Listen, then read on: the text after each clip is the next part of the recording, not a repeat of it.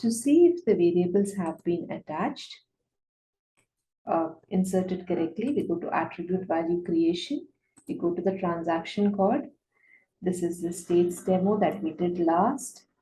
We add the variable city name, driver name, click on save, click on the plus icon, and you can see Bangalore and the driver name string has been attached here.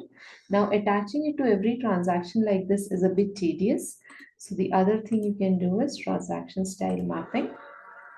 We go here, we look at state demo.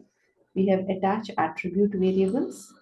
Click on this, select these two variables, click on save. And what will happen is next time when you go, you don't have to explicitly attach the variables.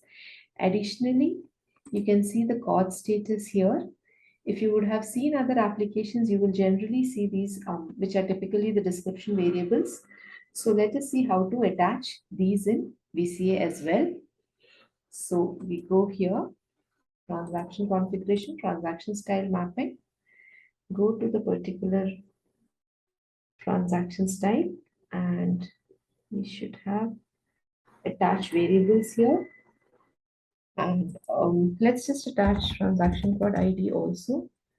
So transaction code dot ID should be somewhere here. So we attach the TC ID. Additionally, we attach the driver name, and we can attach the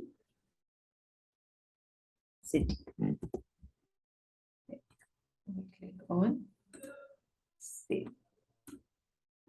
So once we go here, attributes and config, attribute value creation.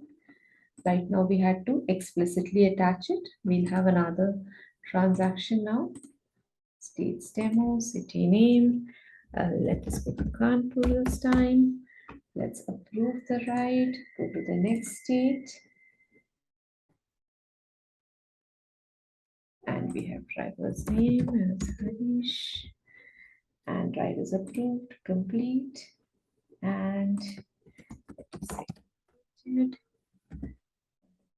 complete here.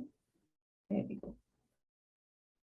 We can go back here, attributes and config, attribute value creation, transaction code. You don't have to explicitly attach the variable. Yeah, I think it's attached twice by mistake, but yeah, pretty much get the idea here. Also, if you go to Cordis,